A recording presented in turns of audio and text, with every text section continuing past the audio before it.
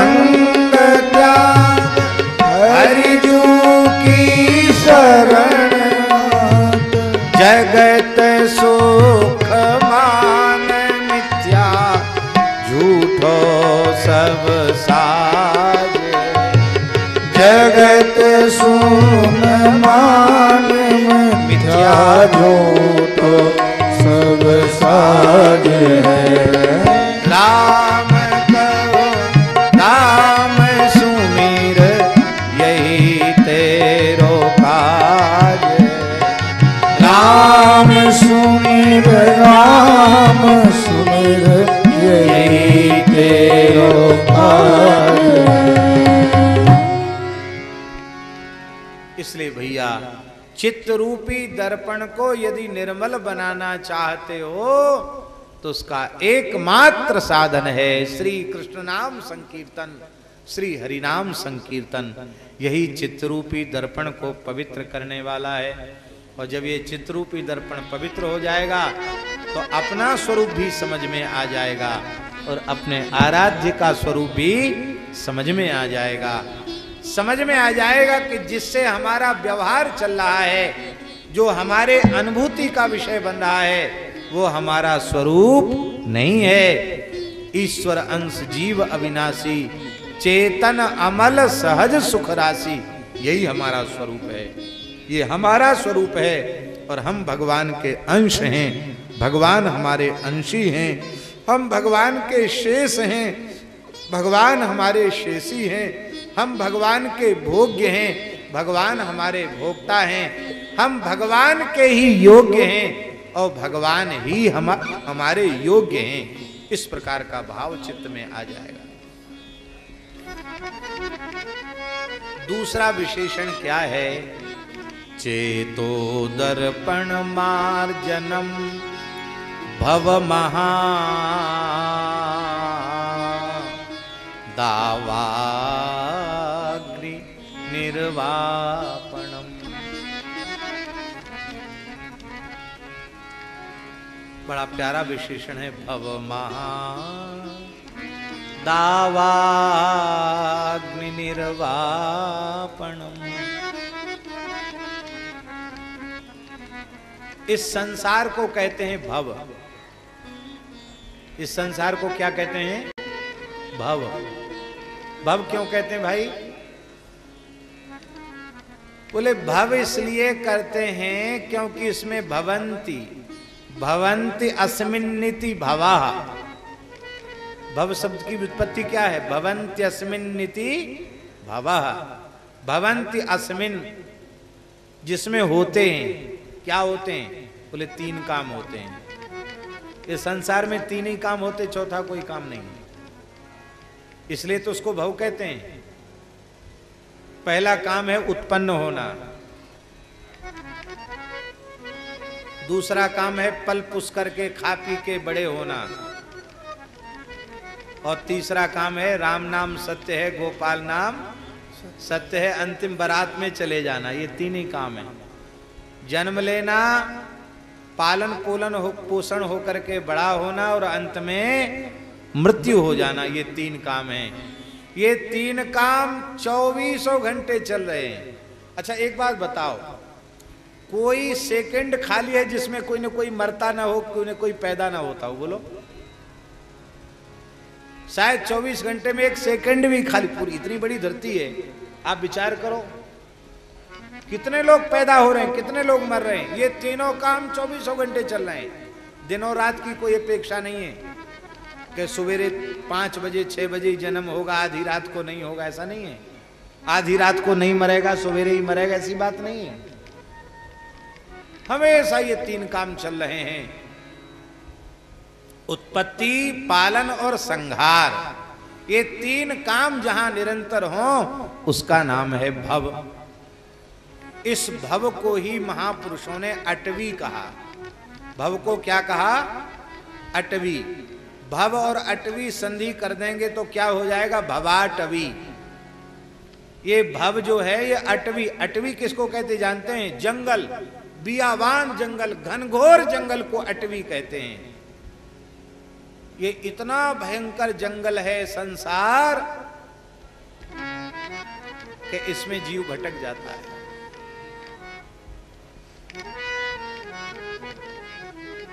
हम लोग तो हाईवे से चलने वाले लोग हैं, रोड से चलने वाले लोग हैं,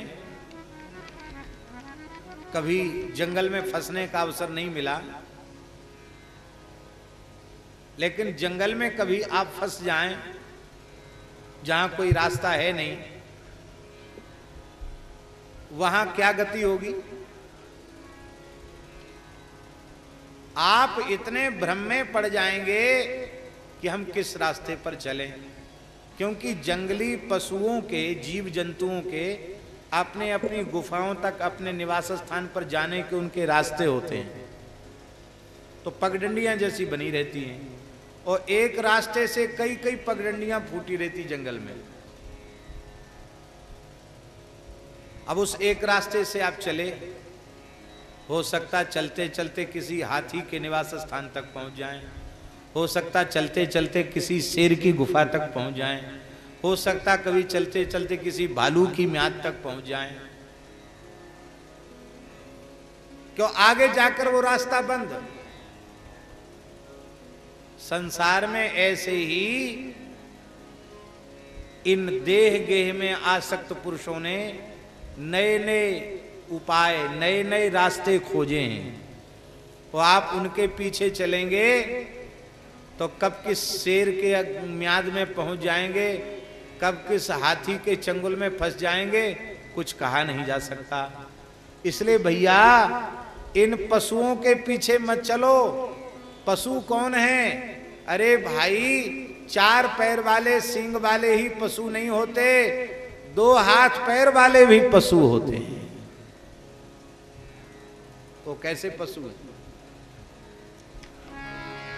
गोस्वामी जी कह रहे हैं, अस प्रभु छाड़ी भजहि जे आना, अस प्रभु छाड़ी भजहि जे आना,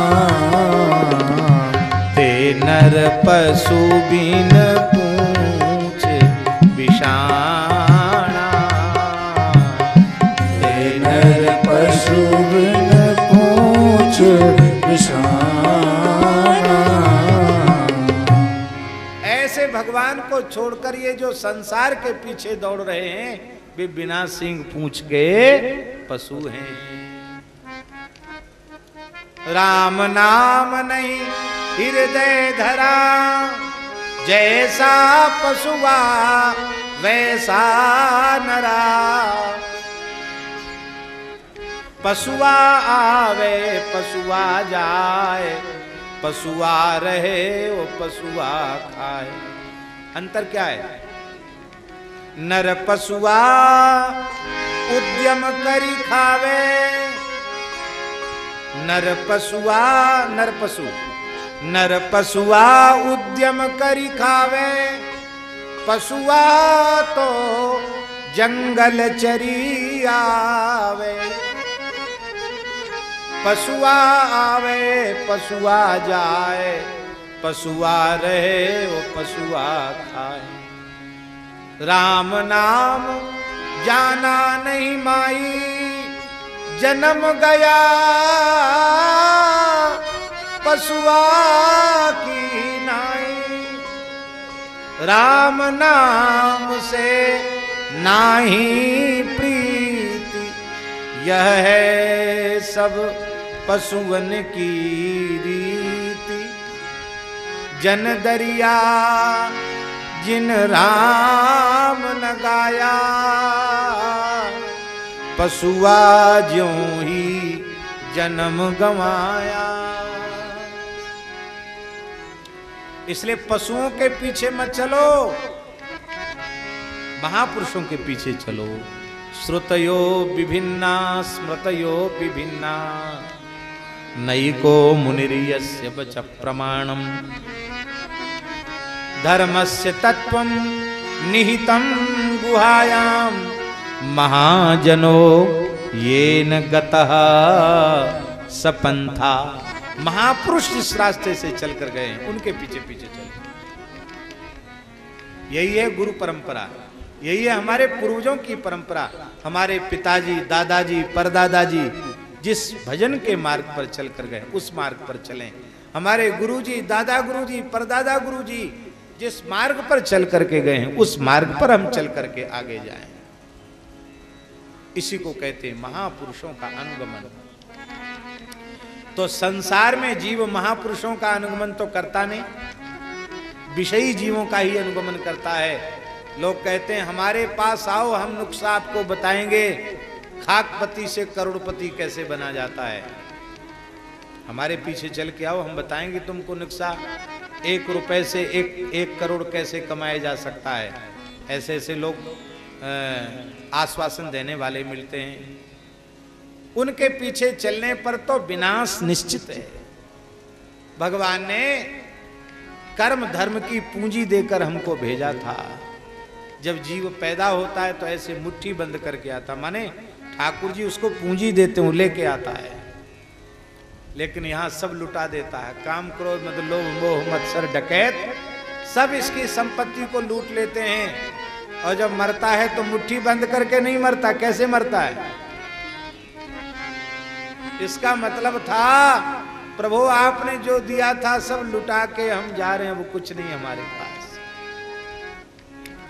लंगोटी तक लोग नहीं छोड़ते महाराज, लंगोटी भी तोड़ लेते, कहते मर गया, हटाओ सब कपड़ा। कफन भी उतार लिया जाता, वो भी नहीं जलता संग में, उसको भी खींच के बाहर कर देते हैं। कुछ नहीं जाएगा भैया से, ऐसी स्थिति है।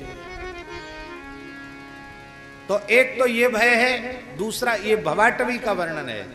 और इसमें क्या है, जंगल में कोई आग लगाता नहीं है, वो अपने आप वृक्षों की रगड़ से अग्नि लग जाती है। पत्थरों के गिरने से आग लग जाती। पहाड़ का पत्थर गिरा, पत्थर के ऊपर पत्थर गिरा और वहीं घास पड़ी थी, आग लग गई।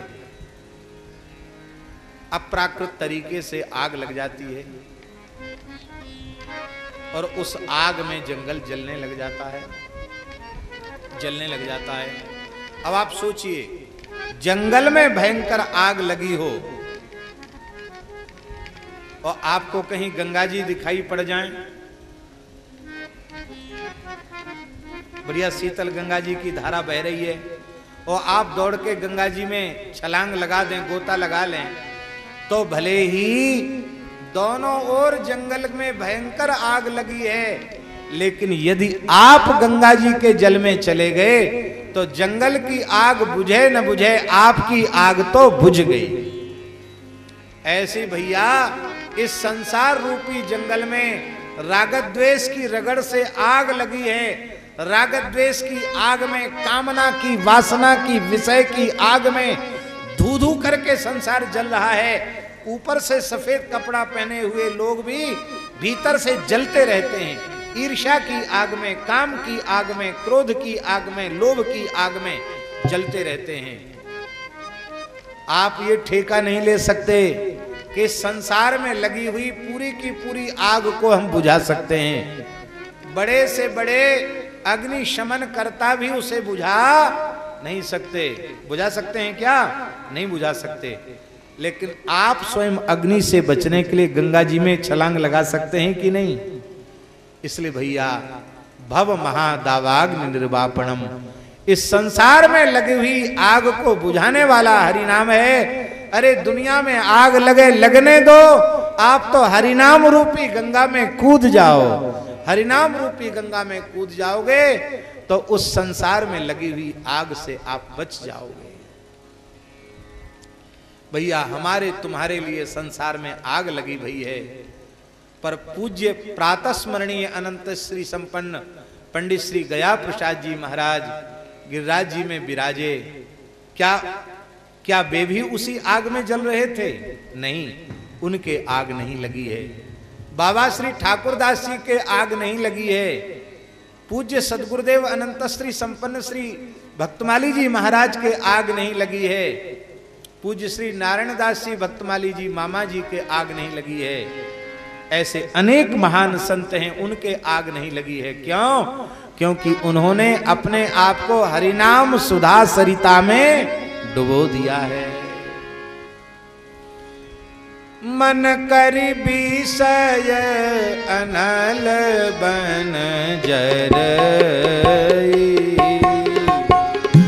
मन करि विषय अनल बन जरई,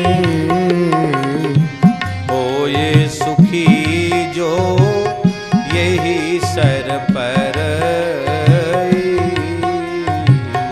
होए सुखी जो यही सर पर।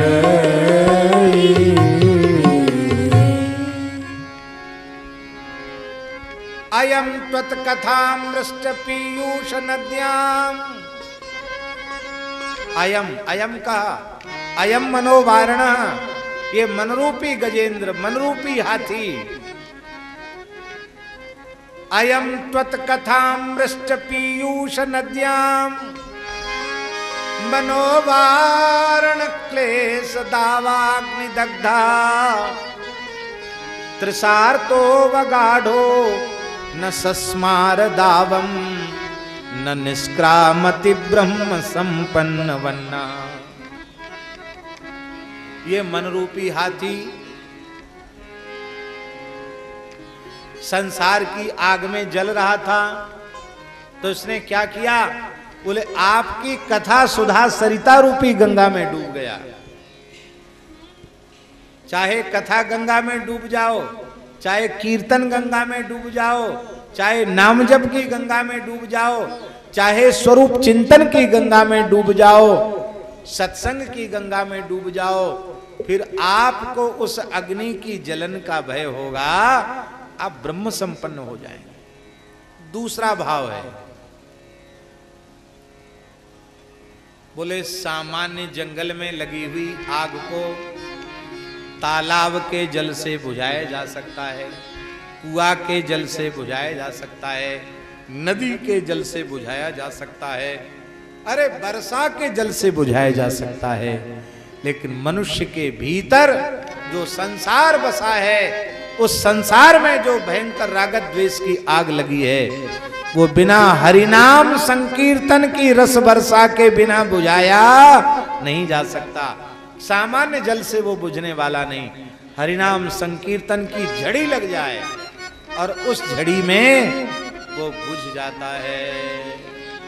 हरि हरे नमः कृष्ण यादवाय नमः, हरि हरे नमः कृष्ण यादवाय नमः, हरि हरे नमः कृष्ण यादवाय नमः, हरि हरे नमः कृष्ण यादवाय नमः, यादवाय मुकुंदाय गोविंदाय नमो नमः, यादवाय मुकुंदाय गोविंदाय नमो नमः, हरि हरे नमः कृष्ण यादवाय नमः, हरि हरे नमः कृष्ण यादवाय नमः, हरि हरे नमः कृष्ण यादवाय नमः, हरि हरे नमः कृष्ण यादवाय नमः, हरि हरे नमः कृष्ण यादवाय नमः, हरि हरे नमः कृष्ण यादवाय नमः,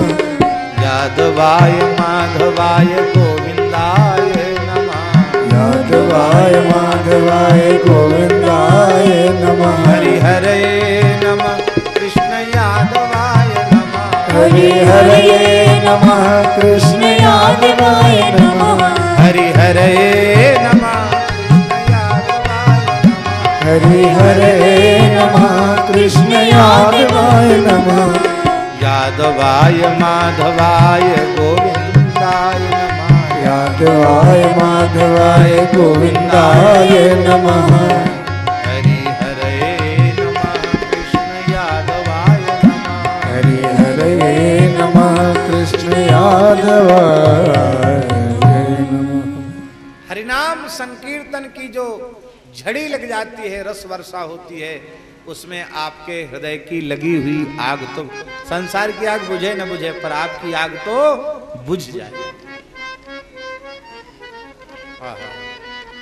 चेतो दर्पण मार्जनम भव महादावाग्नि निर्वापणम् श्रेयः कैरव चंद्रिका वितरणम् विद्या बधू जीवनम। एक कमल होता है और एक कमलनी होती है। उस कमलनी को कुमुदनी कहा जाता है। दोनों की बड़ी दोस्ती है। कमल की दोस्ती सूर्य नारायण से और कमलनी की दोस्ती कुमुदनी की दोस्ती चंद्रमा से, चंद्र नारायण से। उनकी बड़ी दोस्ती है। जैसे ही सूर्योदय होता है तो कुमुदनी ऐसे बंद हो जाती है, उसका मुंह बंद हो जाता है। बुंदेलखंड में उसको कोंकैया कहते हैं। कुमुदनी को संस्कृत में कोंकैया कहते हैं। ऐसे बंद हो जाती है सवेरे। उधर तालाबों में कमल और कमलनी खूब होते हैं, तो वो सवेरे सूर्योदय होते ही वो बंद हो जाएगी। और एक बार पूरा खिलने पर तो फिर बंद नहीं होता, लेकिन अभी थोड़ा कम खिला हुआ है तो सवेरे बंद हो जाएगा। और कमल जो कम खिला हुआ है, दिन में खिला रहता है कमल, और रात्रि को जैसे सूर्यास्त हुआ, चंद्रोदय होने के पहले कमल बंद हो जाता है। इसलिए साहित्यकारों ने कहा कि किसी सरोवर में कमल खिला और एक भंवरा आकर के कमल की कर्णिका में बैठा, पर उसको रस लंपट भ्रमर इतना मतवाला हो गया मकरंद पीते पीते कि वो जानता था कि सूर्यास्त होते ही कमल बंद हो जाएगा, मैं बाहर नहीं निकल पाऊंगा। लेकिन आसक्ति के कारण वो बाहर गया नहीं और इसी बीच में सूर्यास्त हो गया, कमल बंद हो गया। तब वो भीतर प्रवेश किया हुआ भ्रमर सोचता है, रात्रिर्गमिष्यति भविष्यति सुप्रभातम। रात्रि बीतेगी, सुप्रभात होगा। भास्वानुदेश्यति हसिष्यति पंकजश्री। सूर्य उदित होगा और कमल खिलेगा। और सोच ही रहा था बेचारा, इत्थम विचिंतयति कोशगते द्विरेफे हा हंत हंत नलनीम गज उज्जहार। वो भंवरा बेचारा सोच ही रहा था, तब तक हाथी घुसा तालाब में। उसने कमल उठाया और जैसी आराम मुंह में धर लिया। वो कमल के साथ ही भंवरे जी भी चले गए पेट में। यही बात है, विषय के रस में आसक्त जीव ऐसे ही सोचता है कि कभी न कभी तो सुप्रभात होगा, फिर मैं बाहर निकलूंगा। और इसी बीच में काल रूपी हाथी आकर के सर्वनाश कर देता है। एक कमल होता है, एक कमलनी होती है, कुमुदनी। वो कुमुद पुष्प जो होता है, कुमुदनी जो होती है, वो चंद्रोदय से और विकसित होती है। ठीक इसी प्रकार से जीव का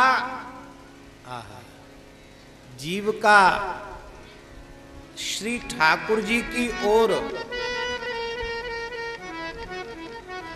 हृदय से अनुरक्त होना, ठाकुर जी की ओर जीव का आकृष्ट होना, हृदय से अनुरक्त होना, यही है उसकी हृदय रूपी कुमुदनी का खिल जाना।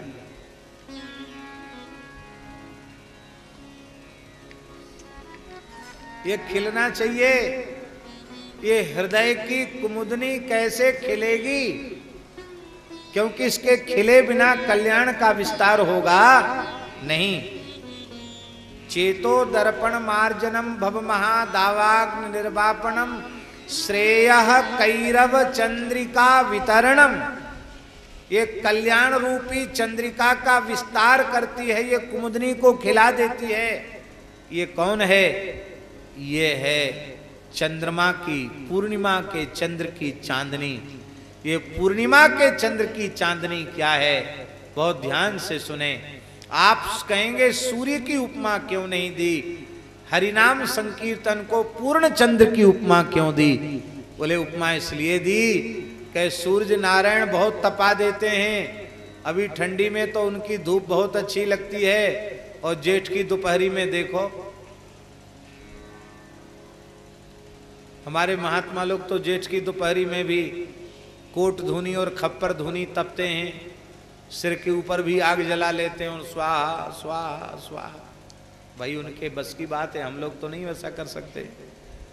ये उनके वो कर सकते हैं, जो करते हैं उनको धन्यवाद है, प्रणाम है उनको। कितनी तपन होती है ग्रीष्म ऋतु में सूर्य की, हाहाकार मच जाता महाराज गर्मी से। ये वातानुकूलित कमरे में बैठकर वो समझ में नहीं आएगा, ये तब आएगा जब कभी तपती हुई जेठ की दोपहरी में आपको चलना पड़े, हाहाकार मच रहा हो, तालुकंठ सूख रहा हो, और उस समय कोई एक सामान्य सा पेड़ भी आपको दिखाई पड़ जाएगा ना, तो आप जल्दी जल्दी कदम बढ़ाकर उस पेड़ के नीचे जाएंगे और वहां पहुंच के कहें आ हा बड़ी शांति मिली, बड़ी ठंडक आ गई। इसी को गोस्वामी जी ने कहा, जो अति आतप व्याकुल होई, तरु छाया फल जाने सोई। जो गर्मी से अत्यंत व्याकुल है उसको वृक्ष की छाया का सुख मालूम पड़ता है, वो अनुभव कर सकता है, हर व्यक्ति नहीं कर सकता। किंतु एक बात हम आपसे पूछते हैं, भयंकर जेठ की दोपहरी हो, भयंकर गर्मी हो, तप रहा हो, और ज्येष्ठ की पूर्णिमा आई, पूर्ण चंद्र आकाश में उदित हो गया, अरबों खरबों नक्षत्रों से जगमगाता हुआ आकाश है, और थोड़ी देर में ठंडी ठंडी बयार चली, गर्मी भी शांत हो गई, और चंद्रमा अपनी तरुणाई पर जैसे ही आकाश में आया, तो उस समय कभी आपने खटिया डाली हो आकाश के नीचे, और बढ़िया चांदनी हो और बढ़िया सीरी सीरी बयार चले, पर देखो महाराज कितना आनंद आता है? देखते ही शोभा बनती है आकाश की, क्या जगमगाती हुई थाली आकाश की ऊपर लटक रही है, क्या शोभा आकाश की हो रही है। ठीक इसी प्रकार से जैसे, इसलिए कहते दिनकर किरण संपर्क संजनित संताप, दिनकर किरण संपर्क संजनित संताप की निवृत्ति चंद्रोदय से होती है। ऐसे ही ये युग धर्म की भयंकर जो तपन है, ये जो जलन है, ये जो भयंकर ताप है अज्ञान का, इस ताप की निवृत्ति, इस अविद्या रूपी ताप की निवृत्ति तब तक नहीं होती जब तक हरिनाम रूपी चंद्रोदय हमारे जीवन में नहीं होता। जब हरिनाम रूपी पूर्ण चंद्र का उदय हो जाता है, हरिनाम संकीर्तन रूपी पूर्ण चंद्र का उदय हो जाता है, तो हमारी कल्याण की कुमुदनी खिल जाती है।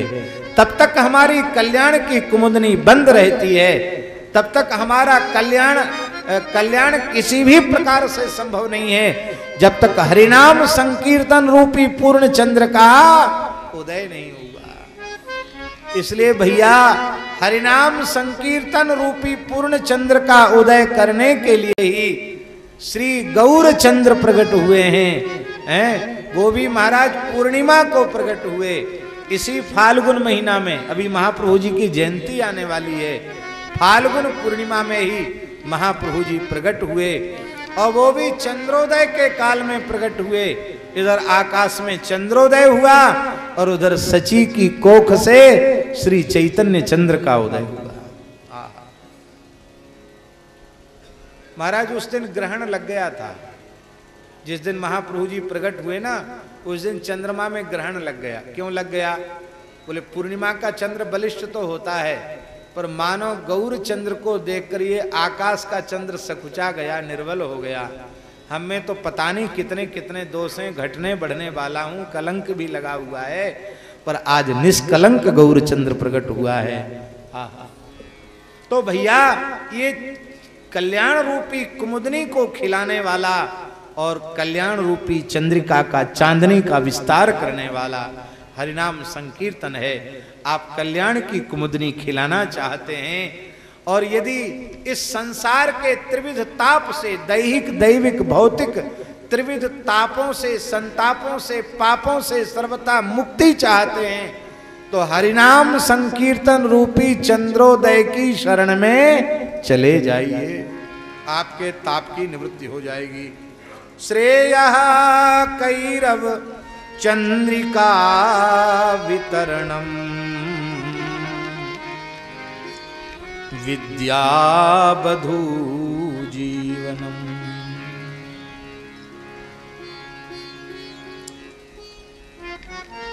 आहा, आप लोग कहेंगे ये चंद्रिका का, ये कुमुदनी का विकास क्या है? बहुत ध्यान से सुने, बहुत प्यारी बात। ये कुमुदनी का विकास क्या है? बोले ये कुमुदनी का विकास ये है, कीर्तन करने वाले को भगवत भागवत सेवा की रुचि उत्पन्न हो जाती है। नाम जप करता है, नाम स्मरण करता है, नाम कीर्तन करता है, और इससे हमारी कुमुदनी खिली कि नहीं खिली, ये कैसे अनुभव में आवे? तो यदि गौ सेवा अच्छी लगने लग जाए, माता पिता की, संतों की, गुरुजनों की सेवा अच्छी लगने लग जाए, गौ सेवा, संत सेवा, ब्राह्मणों की सेवा और सबके आराध्य श्री श्यामा श्याम की निष्काम सेवा, इसमें रुचि जग जाए तो समझ लेना कि कल्याण रूपी कुमुदनी खिल उठी है। और सेवा में रुचि हरिनाम संकीर्तन से ही जगती है, और कोई दूसरा साधन नहीं है। नान्य पंथा विद्यते नाय, एकमात्र मार्ग यही है जीव के कल्याण का। इसलिए यदि त्रिविध तापों से सदा सर्वदा के लिए मुक्ति चाहते हो और कल्याण रूपी कुमुदनी को खिलाना चाहते हो तो श्रीमन महाप्रभु जी कहते हैं कि हरिनाम संकीर्तन रूपी चंद्रोदय का आश्रय ले लो। और महाराज जी ये हरिनाम संकीर्तन कैसा है? चेतो दर्पण मार्जनम भव महादावाग्नि निर्वापणम श्रेयः कैरव चंद्रिका वितरणम विद्या बधू जीवनम। ये विद्या रूपी बधू का जीवन है। जीवन का मतलब क्या है? प्राण।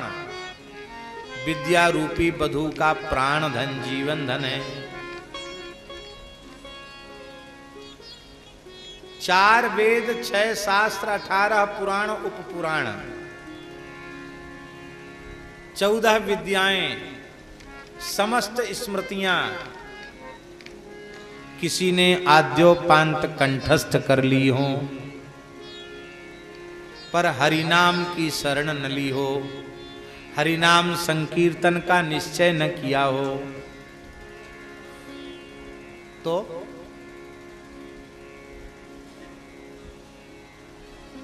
कल्याण हो जाएगा? नहीं होगा कल्याण।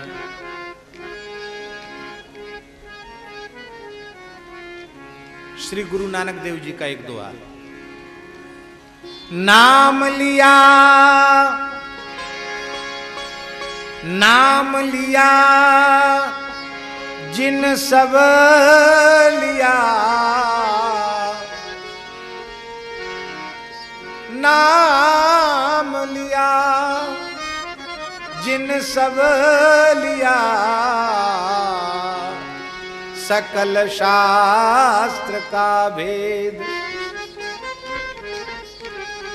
बिना नाम नर के गया, पढ़ी पढ़ी चारों वेद, बिना नाम नर के गया, पढ़ी पढ़ी चारों वेद। इसलिए विद्यारूपी बधू का सुहाग है नाम। आप चाहे जितने पढ़े लिखे हो, नाम जप में, भजन में, कीर्तन में रुचि है, तब तो आपकी विद्या, आपका ज्ञान सफल है, आपकी विद्या सौभाग्यवती है। और यदि आप में भगवान नाम के प्रति प्रेम नहीं जगा तो आपकी विद्या रूपी बधू मंगल से शून्य है, सौभाग्य से रहित है। और मान लो कोई एक अक्षर पढ़ा लिखा न हो, एक अक्षर पढ़ा लिखा न हो, विद्यालय का मुंह ही नहीं देखा,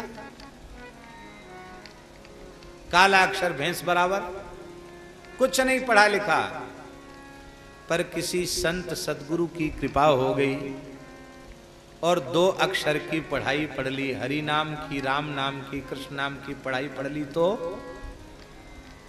तो क्या वह मूर्ख रह जाएगा? अरे नहीं, संपूर्ण वेदादि शास्त्र भी हरिनाम में ही विराजमान है। एक हरिनाम का प्रकाश होते ही संपूर्ण शास्त्रों का प्रकाश हो जाएगा, संपूर्ण विद्याओं का प्रकाश हो जाएगा। हम आपसे प्रार्थना करते हैं, हमारे अष्टछाप के महान भक्त कवियों में तमाम महापुरुष ऐसे थे, वो पढ़े लिखे नहीं थे। स्कूली शिक्षा, कुम्भनदास जी की स्कूली शिक्षा हुई थी, चतुर्बुद्धदास जी, कुम्भनदास जी, इनकी स्कूली शिक्षा हुई। सूरदास जी कितने क्लास पढ़े, पर इनके साहित्य पर बड़े बड़े विद्वान पीएचडी कर रहे हैं, फिर भी सब रहस्य नहीं खुले, अभी भी तमाम रहस्य छिपे हुए हैं। ये कैसे प्रकाश हो गया? ये हरिनाम के कारण प्रकाश हो गया। अरे चलो, ये तो कुछ पढ़े लिखे भी हो सकते हैं शायद। कबीरदास जी ने तो खुद ही कह दिया, मसी कागज छुओ नहीं, कलम गही नहीं हाथ। मसी माने स्याही, कागज और कलम, इन 3 चीजों को हमने जीवन भर छुआ नहीं, कबीरदास जी कहते। हाँ, सुना जाता है कि बचपन में जिस जुलाहे के घर में कबीरदास जी का पालन पोषण हुआ, तो उसने उनको विद्यालय में पढ़ने के लिए बिठाया, कबीरदास जी को। तो पहले पाटी चलती थी लकड़ी की, और पाटी पे खड़िया से लिखा जाता था।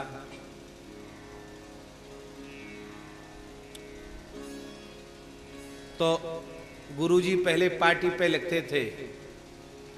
कोई जमाना था कि लिखते थे ओम नमः सिद्धम। क्या लिखते थे? ओम नमः सिद्धम। सबसे पहले गुरुजी लिखते थे पाटी पे ओम नमः सिद्धम। एक पुरानी कहावत है तो बुंदेली कहावत, ओ ना मासी धम बाप पड़े ना हम। ओ ना मासी धम बाप पड़े ना हम। इसका मतलब है ओना मासी धम। हम कभी ओना मासी धम क्या है? महाराज जी से पूछा, महाराज जी बोले पुराने समय में ओम नमः सिद्धम लिखा जाता था, उसी का है अपभ्रंश ओना मासी धम बाप पड़े ना हम। तो कबीरदास जी की पटिया पर भी लिख दिया पढ़ाने वाले ने ओम नमः सिद्धम। अब वो पटिया गोद में रखे खड़िया ज्यों की त्यों खड़िया पड़ी है, वो बैठे रह गए, कुछ नहीं पढ़ा उन्होंने, न सुना न पढ़ा। वहीं बैठकर बालक कबीरदास जी राम राम करते रहे। गुरुजी आए, सबने अपनी अपनी पार्टी पर अभ्यास कर लिया। इनकी पार्टी कोरी है, तुमने नहीं कुछ लिखा। कबीरदास जी ने कहा, नहीं छाणू बाबा राम नाम, नहीं छाणू बाबा राम नाम, नहीं छाणू बाबा राम नाम। मोहि और पढ़न सो कौन काम, मोहि और पढ़न सो कौन काम। नहीं छाणू बाबा राम नाम, नहीं छाणू बाबा राम नाम। मोहि और पढ़न सो कौन काम, मोहि और पढ़न सो कौन काम। छाड़ो भव राम नाम, नहीं छाड़ो भव राम नाम।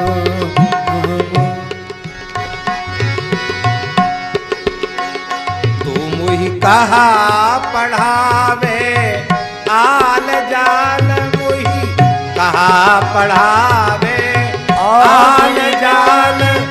मेरी पटिया पे लिख दे श्री गोपाल, मेरी पटिया पे लिख दे श्री गोपाल, मेरी पटिया पे लिख दे श्री गोपाल। नहीं छाणू बाबा राम नाम, नहीं छाड़ू भव राम नाम। मोहि और पढ़न सो कौन काम, मोहि और पढ़न सो कौन काम।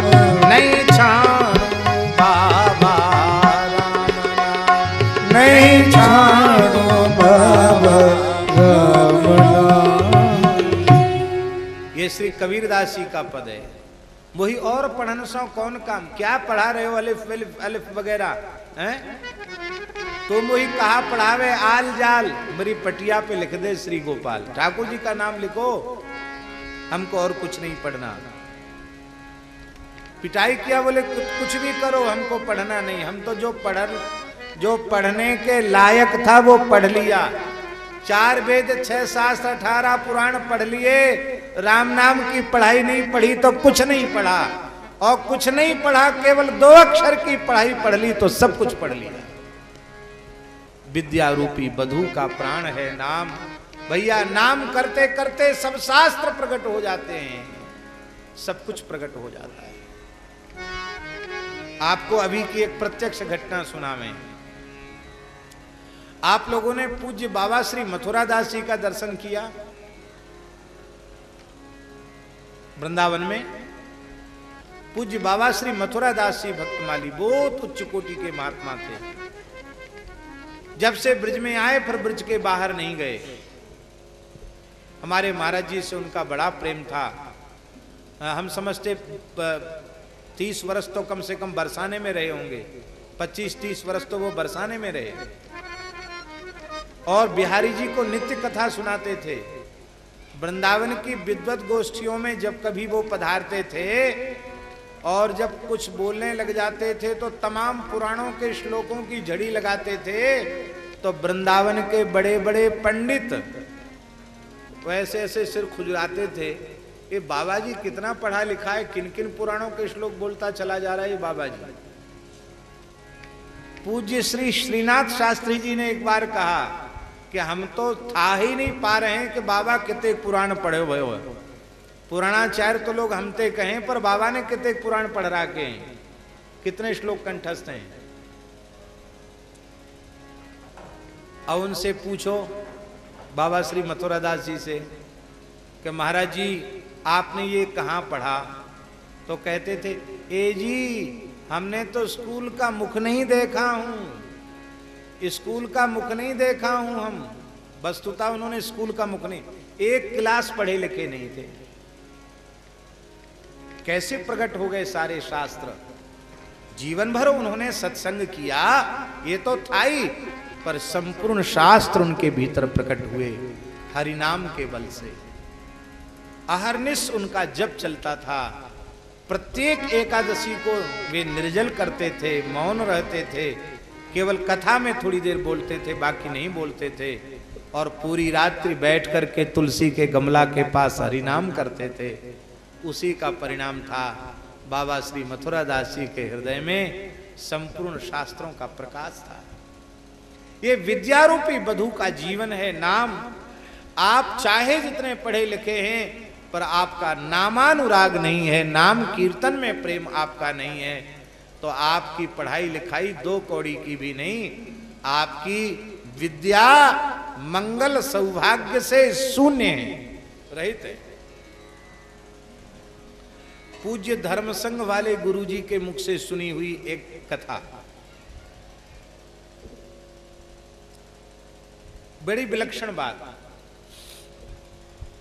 बोले एक बार भट्टू जी दीक्षित का नाम तो सब जानते ही हैं, वैयाकरण सिद्धांत कौमुदी जैसे नव्य व्याकरण के ग्रंथ को प्रकट करने वाले, शब्द कौस्तुभ जैसे ग्रंथ को लिखने वाले प्रकांड विद्वान श्री भट्टू जी दीक्षित। हम समझते व्याकरण शास्त्र का इनके जैसा कोई विद्वान दूसरा नहीं हुआ उस काल में, और जब उस काल में नहीं हुआ तो आज तो कहना ही क्या है। ऐसे महापुरुष थे भट्टू जी दीक्षित, बड़े प्रकांड विद्वान। उनके गुरुजी जो थे वो एक महान भक्त हृदय थे, तो उनको दया आई कि ये दिन रात खाली इसी में लगे रहते हैं, राम राम नहीं करते। तो एक दिन गुरुजी का दर्शन करने भट्टू जी दीक्षित आए, तो उन्होंने कहा कि भट्टू जी दीक्षित, हाँ गुरुदेव।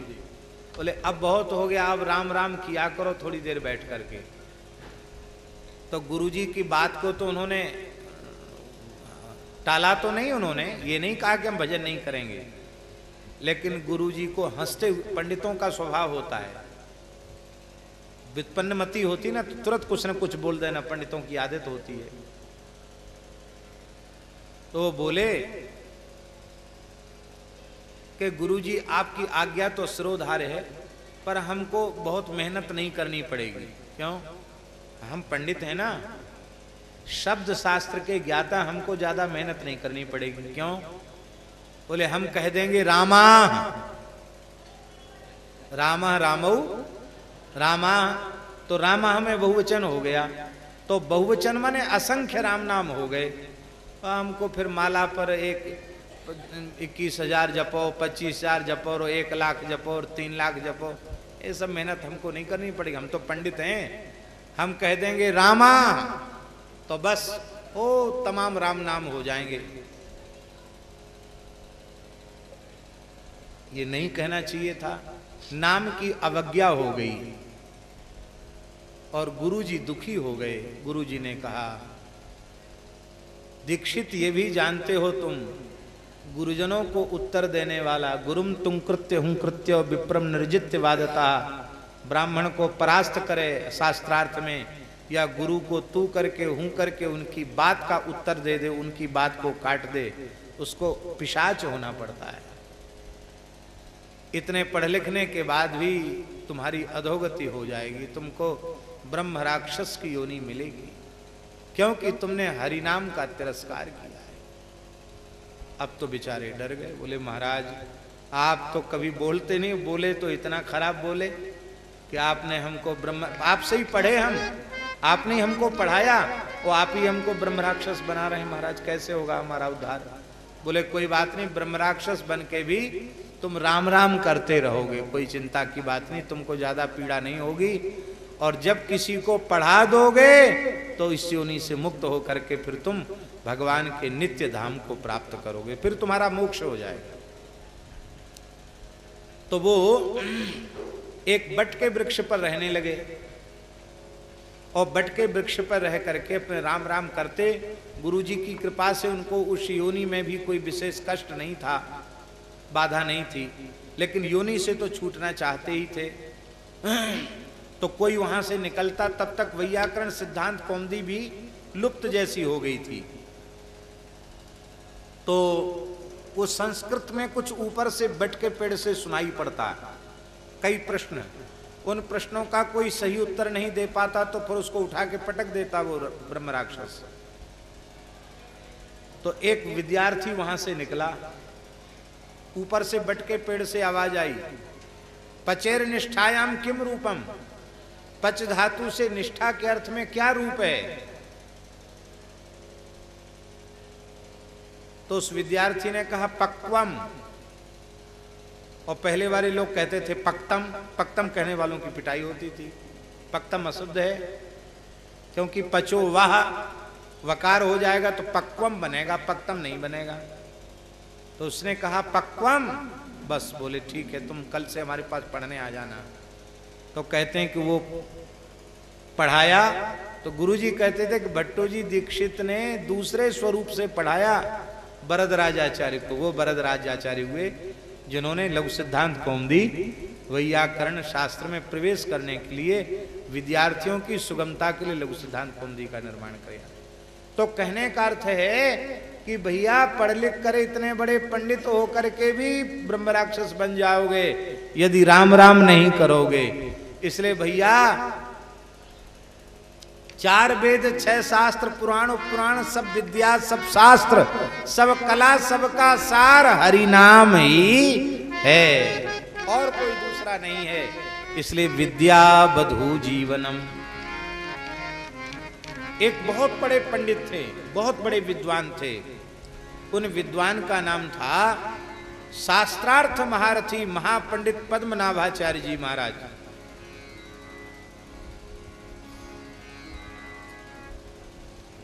बाल्यकाल में ही भगवती वाग्देवता सरस्वती ने उन्हें प्रत्यक्ष प्रकट होकर दर्शन दिया था और उन्हें आशीर्वाद दिया था कि तुम शास्त्रार्थ में कभी पराजित नहीं होगे। ओ प्रकांड विद्वान थे महाराज। पूरे भारतवर्ष में दिग्विजय करते हुए काशी पहुंचे। काशी ज्ञानियों की विद्वानों की पंडितों की नगरी है। आज भी काशी में अपने अपने विषयों के धुरंधर विद्वान विराजमान हैं। काशी तो काशी है। जैसे ही काशी में पहुंचे तो इनका तामझाम इतना ज्यादा था महापंडित पद्मनाभ जी का, उसको देख के काशी में हल्ला मच गया, हड़कंप मच गया। क्योंकि जिस पंडित को शास्त्रार्थ में पराजित कर देते थे उसका पोथी पत्र छीन लेते थे और कहते थे तुम भी अपनी बैलगाड़ी पर पोथी पत्र ला दो, हमारे पीछे पीछे चलो। ऐसे तमाम ब्राह्मण पीछे चल रहे थे, बड़े बड़े पंडित, और बैलगाड़ियों में पोथियां लदी हुई हैं। ओ महाराज काशी में हल्ला मच गया। एक कहावत है ना, बड़ा धोता बड़ा पोथा पंडिता पगड़ा बड़ा। तामझाम खूब था पंडित जी का। सब लोग बोले भैया ये तो सब शास्त्रों का पंडित है, कहीं काशी के पंडितों को भी इसने हरा दिया तो नाक कट जाएगी। तब क्या करें? बोले विश्वनाथ जी की उपासना करो। विश्वनाथ जी किसी पंडित को में अपनी शक्ति भर दें और विश्वनाथ जी संकेत करेंगे कि अमुक विद्वान से शास्त्रार्थ कराओ तो उसी से शास्त्रार्थ इसका कराया जाएगा। सबने विश्वनाथ जी से आर्त भाव से प्रार्थना किया। जलधारा प्रियो शिवा। देखो भाई समय पूरा हो जाए तो हमको बता देना। हो गया? चलो थोड़ी देर और शांति करो। अच्छा हुआ आपने काल का दर्शन करा दिया हमको। नहीं हम तो, हमारे सामने तो घड़ी है नहीं और सामने भी कोई दिख नहीं रही। काल भी किनारे है, देखो सामने नहीं है। कथा कीर्तन में काल किनारे हो गया। बोलो भक्तवत्सल भगवान की। विद्या बधू जीवनम की चर्चा हम कर रहे हैं। तो तामझाम देख करके काशी में हड़कंप मच गया। सब विद्वानों ने भगवान भूत भावन विश्वनाथ की प्रार्थना की। जलधारा प्रियो शिवा। जैसे ही हजारों पंडितों ने मंत्रोच्चार पूर्वक रुद्राभिषेक हुआ,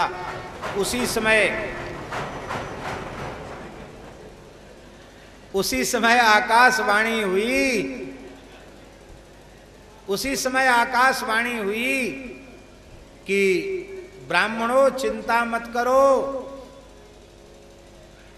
उस शास्त्रार्थ महारथी महापंडित पद्मनाभ का शास्त्रार्थ श्री कबीरदास जी से करवा दो, चारों खाने चित्त हो जाएगा महाराज। आकाशवाणी तो कहकर शांत हो गई, शंकर जी की वाणी। अब सब पंडित कहने लगे कि अरे भोले बाबा ने कहा तो है पर ऐसे का नाम बताए जो पढ़ा लिखा ही नहीं, कहा शास्त्रार्थ करेगा। पर ये तो विश्वनाथ जी की कृपा है, हो सकता उन्हीं के ऊपर दया कर दें और हमारी इज्जत बच जाए। तो सब कबीरदास जी के पास पहुंचे, बोले महाराज विश्वनाथ जी की आज्ञा है, आपको शास्त्रार्थ महारथी महापंडित पद्मनाभ से शास्त्रार्थ करना है। कबीरदास जी बोले हम तो आप लोग जानते हैं हमारी योग्यता का प्रमाण पत्र मसी कागज छुओ नहीं, कलम गई नहीं हाथ, ये तो हमारी योग्यता है। निरक्षर भट्टाचार्य से इतने बड़े विद्वान का शास्त्रार्थ। बोले वहां हम कुछ नहीं जानते महाराज, विश्वनाथ जी की आज्ञा है।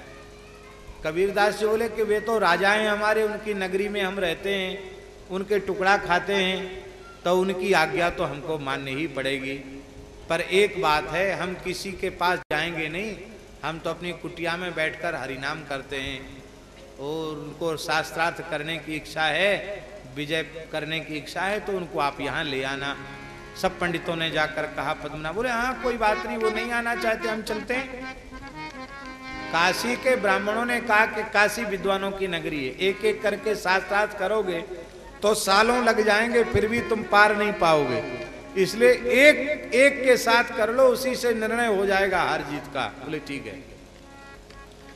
कबीरदास जी के पास आए, वो देखते ही पंडित जी समझ गए कि ये पढ़े लिखे नहीं है। सकल सूरत से पता चल जाता पढ़ा लिखा कि नहीं, पढ़े लिखे नहीं है, ये तो सीधे साधे बेचारे महात्मा हैं।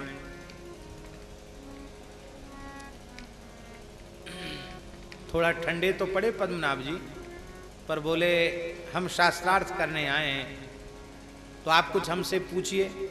कबीरदास जी हंसकर बोले शास्त्रार्थ माने क्या होता, हम यही नहीं जानते। अरे बोले किसी एक विषय पर चर्चा होगी, हम कहेंगे, फिर आप हमारी बात को काटेंगे, खंडन करेंगे, फिर हम अपनी बात को पुष्ट करेंगे, इसी को शास्त्रार्थ कहते हैं। एक पूर्व पक्ष होता है, एक उत्तर पक्ष होता है। जिस पक्ष का की विजय होती है वो उत्तर पक्ष माना जाता है। अच्छा ठीक है। तो कबीरदास जी ने कहा कि आप कुछ पूछिए। तो पंडित जी को लगा कि मैं इतना बड़ा पंडित, इससे क्या पूछूं, मैं क्यों पूछूं, पूछने वाला तो थोड़ा छोटा होता ना, मैं क्यों पूछूं, यही पूछें। तो आप पूछिए। कबीरदास जी ने कहा मेरे भीतर कोई प्रश्न ही नहीं, तो मैं पूछूं क्या। क्यों पूछता, जिज्ञासा वो करता जिसके समाधान ना हुआ हो। भिद्यते हृदय ग्रंथि छिद्यन्ते सर्व संशया क्षीयन्ते चास्य कर्माणि दृष्ट एवात्मनीश्वरे।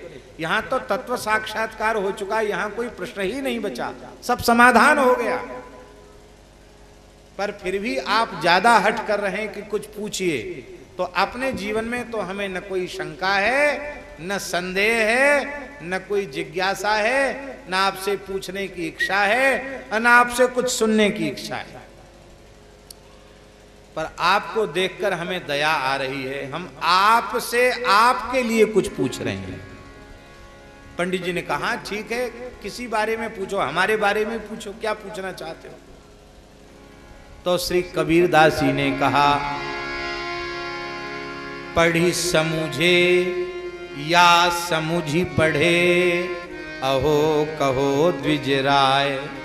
हे पंडित राज, आपने पढ़ के समझा कि समझ के पढ़ा, ये बता दो। क्या पूछा कबीरदास जी ने, आपने पढ़ के समझा कि समझ के पढ़ा। ओ इतना गोल मटोल प्रश्न पूछा कबीरदास जी ने कि पंडित चकरा गया। पढ़ी समझे या समुझी पढ़े, अहो कहो द्विजराय। सुनी कबीर की बैन को पंडित गयो चकराए। पंडित चक्कर आ गए पंडित को। अब वो चुप हो गया, कुछ बोले ही नहीं, कुछ नहीं बोल पाया। कबीरदास जी ने कहा बोलिए, क्यों चुप हो गए। आखिर तो पद्मनाभ जी विद्वान थे, उन्होंने हाथ जोड़कर कहा बाबा, हम दूसरों के सामने तो छल कपट वाली भाषा बोल सकते हैं, पर आप संत हैं, आपसे क्या झूठ बोलें। न तो हमने पढ़ के समझा और न हमने समझ के पढ़ा। पढ़ के समझा होता तो भजन में लग जाते, और समझ के पढ़ा होता तो भजन में लग जाते। हम तो केवल प्रतिष्ठा, सूकरी, विष्ठा इसी को बटोरने में लगे हैं, ना हमने पढ़ के समझा न समझ के पढ़ा। तो कबीरदास जी हंसकर बोले तब तो बिना पढ़े लिखे हम बहुत अच्छे हैं, क्योंकि हमको पढ़ने लिखने का श्रम करना नहीं पड़ा, और संतों की, गुरुजनों की कृपा से हमको समझ में आ गया कि जीव का कल्याण हरिनाम की शरणागति से ही संभव है। ये बात हमारी आपकी समझ में नहीं है, आप भजन में नहीं लगे, हम लग गए गुरुदेव भगवान की कृपा से, तो इससे हमारा जीवन सफल हो गया और आपका पढ़ा लिखा सब जय सिया राम दूर में मिल गया। भगवान की विलक्षण लीला। इस संवाद के बाद पंडित का उत्साह इतना कमजोर पड़ गया, कुछ बोले ही नहीं और तालियां बज गईं कि बस अब हो गया शास्त्रार्थ। उत्साह ही खत्म हो गया उसका। लेकिन अभी कबीरदास जी के चरणों में समर्पण नहीं किया।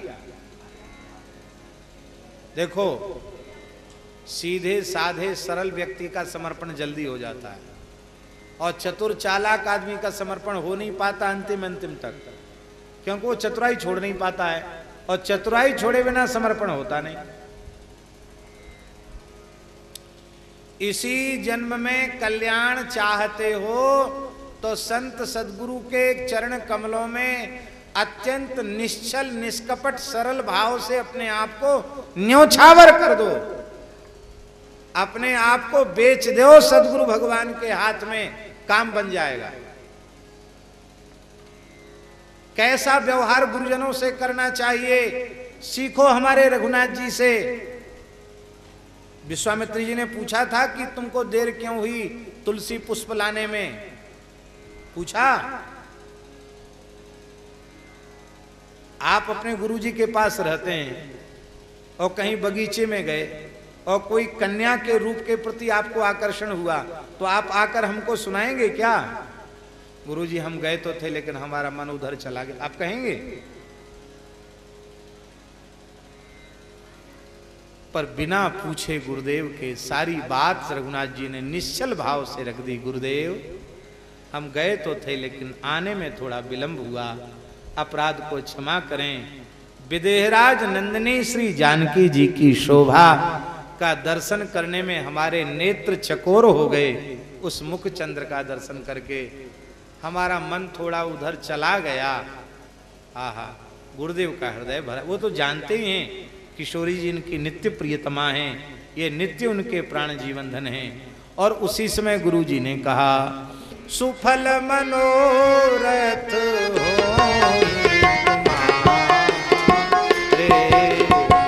सुफल मनोरथ होय तुम्हारे,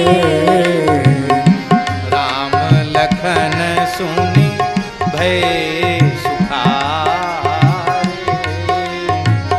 राम लखन सुनि भय सुखारे। इसका आशय क्या है? इसका आशय ये है कि राम जी ने ये सीख दी, ऐसे निश्चल निष्कपट भाव से गुरु जी के चरणों में न्योछावर हो जाओ तो तुम्हारा कोई मनोरथ विफल नहीं होगा, आपके सारे मनोरथ सफल होंगे।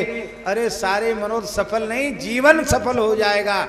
इन्हीं नेत्रों से इसी जीवन में भगवान की रूप राजी का दर्शन हो जाएगा। जिसलिए जीवन मिला है वो काम बन जाएगा।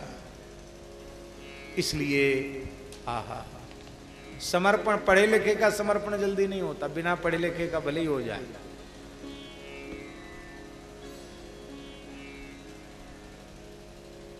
इसका मतलब ये नहीं समझ लेना कि पढ़ना लिखना है, पढ़ो लिखो खूब, पर छल कपट चतुराई के लिए मत पढ़ो, सरलता के लिए पढ़ो, सहजता के लिए पढ़ो, चतुराई मत करो, हैं? क्योंकि निर्मल मन जन सो मोहि पावा, मोहि कपट छल छिद्र ना भावा।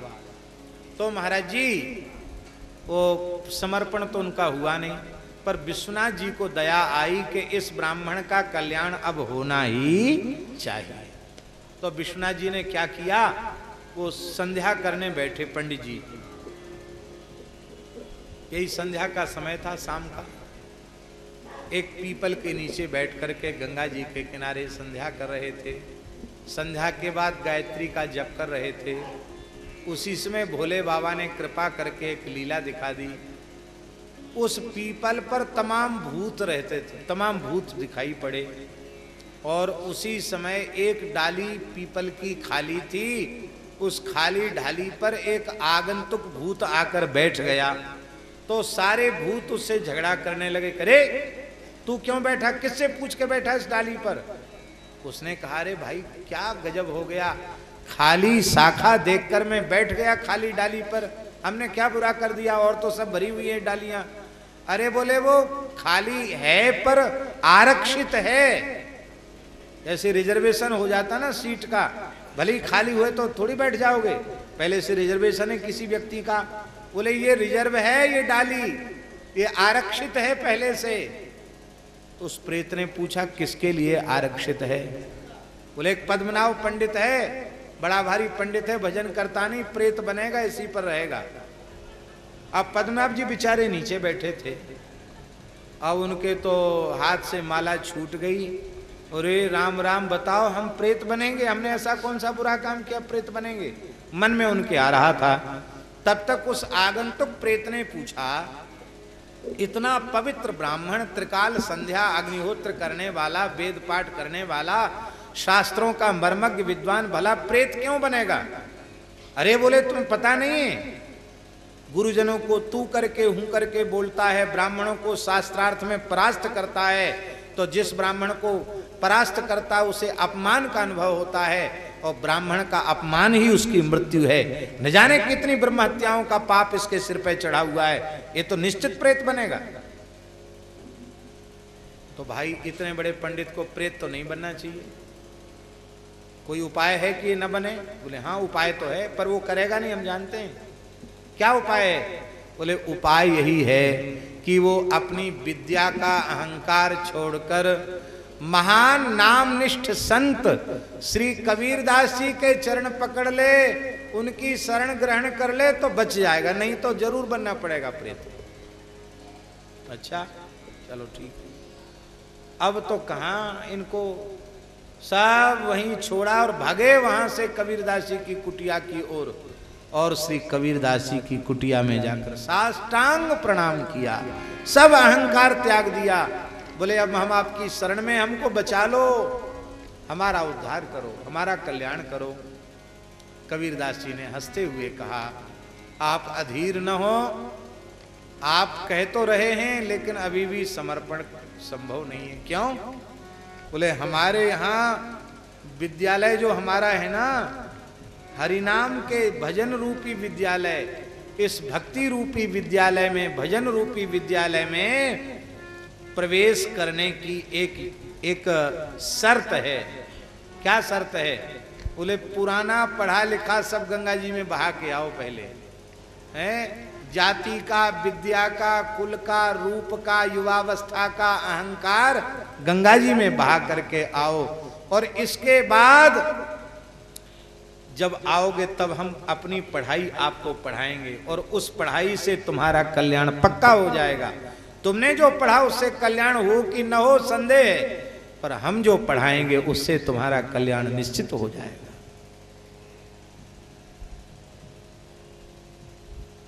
देखो कोरे कागज पर ही कुछ लिखा जाएगा, और पहले से उस पर बहुत कुछ लिखा हुआ है। 1 इंच जगह खाली, क्या लिखोगे आप उस पर। इसलिए पहले कोरे कागज तो बनो, संतों के गुरुजनों के चरणों में पहुंच करके पहले कोरे कागज बन जाओ, कोरे कागज बन जाओ, फिर काम बन जाएगा। ऐसा ही किया पद्मनाभ जी ने, कोरे कागज बनकर गुरु जी की शरण में गए, और अब श्री कबीरदास जी ने कृपा कर दी। वो क्या कृपा की, आहा। श्री नाभा गोस्वामी जी वर्णन कर रहे हैं, ये हम कोई अलग से कथा नहीं करिए, विद्या बधू जीवनम। इतने बड़े विद्वान की विद्या भी तब सफल हुई, सौभाग्यवती हुई, जब हरिनाम उनके जीवन में आ गया है।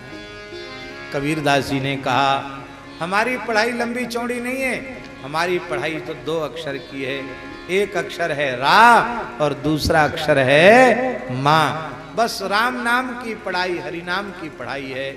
श्री कबीरदास जी ने कहा, श्री कबीर कृपाते परम तत्व पद्मनाभ पर जो लयो।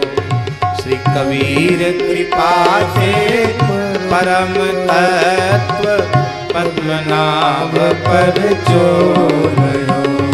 श्री कबीर कृपा ते परम तत्व पद्मनाभ पर चोलयो। नाम महानिधि मंत्र नाम ही सेवा पूजा। नाम महानिधि मंत्र नाम ही सेवा पूजा। सभी गाइए। हाँ, नाम महानिधि मंत्र नाम ही सेवा पूजा। नाम महानिधि मंत्र नाम ही सेवा पूजा। हाँ, नाम महानिधि मंत्र नाम ही सेवा पूजा। नाम महानिधि मंत्र नाम ही सेवा पूजा। जप तप तीरथ नाम, नाम बिन और न दूजा। जप तप तीरथ नाम, नाम बिन और न दूजा। नाम प्रीति नाम वैर, नाम कही नामी बोले। नाम प्रीति नाम वैर, नाम कहे नामी बोले। नाम अजामिल साखी, नाम भव बंधन खोले। नाम अजामिल साखी, नाम भव बंधन खोले। नाम अधिक रघुनाथ ते, राम निकट हनुमत कहो। नाम अधिक रघुनाथ ते, राम निकट हनुमत कहो। नाम अधिक रघुनाथ ते, राम निकट हनुमत कहो। नाम अधिक रघुनाथ ते, राम निकट हनुमत कहो। कबीर कृपा ते परम तत्व पद्मनाभ पर चोलयो। कबीर कृपा ते परम तत्व पद्मनाभ पर चोलयो। कबीर कृपा ते परम तत्व पद्मनाभ पर चोलयो। कबीर कृपा ते परम तत्व पद्मनाभ पर चोलयो। इसकी चर्चा हम कल करेंगे, अब समय हो गया। विद्या वधु जीवनम आनंदाम बुद्धि वर्धनम प्रतिपदम। प्रत्येक अक्षर में हरिनाम आनंद के समुद्र को बढ़ाने वाला है। प्रतिपदम पूर्णामृता स्वादनम। प्रतिपद में प्रत्यक्षर में पूर्ण अमृत का स्वाद दिलाने वाला है। सर्वात्म स्नपनम। अंतःकरण के मल को सर्वथा समाप्त करने वाला है। जीवात्मा का सच्चा स्नान हरिनाम संकीर्तन है। ऐसा हरिनाम संकीर्तन, कृष्ण नाम संकीर्तन, यही जीव के कल्याण का सर्वोपरि साधन है। ऐसे कृष्ण नाम संकीर्तन की जय हो। हरे कृष्ण कृष्ण कृष्ण हरे हरे, हरे राम राम राम हरे हरे, हरे कृष्ण कृष्ण कृष्ण हरे हरे, हरे राम राम हरे हरे,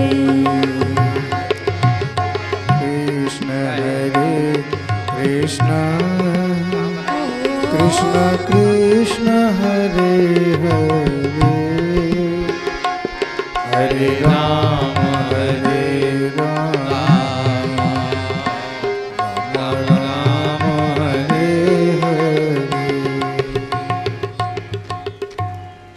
नाम भैया? श्री पंडित हर्षवर्धन जी ने एक बहुत सुंदर गव्यामृत गौ आराध्या धूप बत्ती बनाई है और शुद्ध गौ उत्पादों एवं जड़ी बूटियों के सम्मिश्रण से और याज्ञिक गंध से युक्त है। भारतीय देशी गाय के घृत का प्रयोग और सुंदर औषधियों का प्रयोग इसमें किया गया है। तो ये बहुत अच्छी बात है। भगवान कृपा करें और खूब इससे सब लोगों को लाभ हो। छोटी 16 पीस इसमें है इसके भीतर और बड़ी में 12 हैं और ये बड़ी वाली है, इसमें 12 है। और ये क्या है? इसी के ये छोटे पीस हैं। इनका सादर विमोचन आज आरती के बाद यहाँ कवि सम्मेलन होगा और हम लोग तो बहुत पीछे रह जाते हैं। जहाँ ना पहुँचे रवि वहाँ भी पहुँचे कवि। तो भैया यहाँ काव्य की धारा तो ब्रजवासियों के कण कण में समाहित है। यहाँ तो बड़े बड़े कवि भये हैं। हमारे परासोली गांव में तो इतने कवि हैं क्या कहना। तो सूरदासी को गांव में भैया वहाँ कवि नहीं होंगे तो कहाँ होंगे। और यहाँ हैं, यहाँ श्री कुम्हेरिया जी हैं, बहुत अच्छे कवि हैं। श्री राम लखन मास्टर साहब हैं, बहुत अच्छे कवि हैं। अनेक विद्वान कवि यहाँ पधारेंगे, उनका लाभ लेंगे। तो आरती के बाद कवि सम्मेलन में आप सबकी मंगलमयी उपस्थिति कवियों का उत्साह वर्धन करेगी। इसलिए सबसे प्रार्थना है कि इसमें जरूर उपस्थित हों। जय जय श्री राधे। आरती कुंज बिहारी की, श्री गिरधर कृष्ण मुरारी की। गले में बैजंती माला, बैजंती माला, बजावे मुरली मधुर वाला,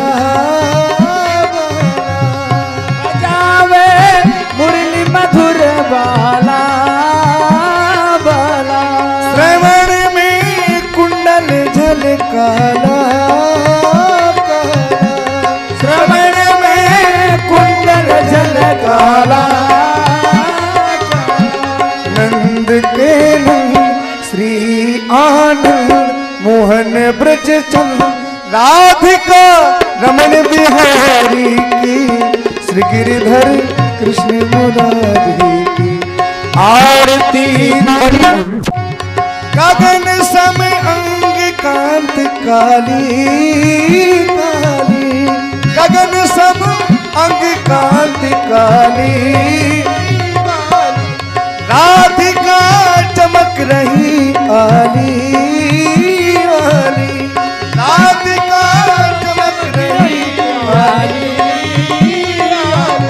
भ्रमर सी झलक कस्तूरी तिलक, चंद्र सी झलक ललित छवि श्यामा प्यारी की, श्री गिरिधर कृष्ण मुरारी की। आरती कुंज बिहारी की, श्री गिरिधर कृष्ण मुरारी की। जहाँ ते प्रगट भई गंगा गंगा, जहाँ ते प्रगट भई गंगा,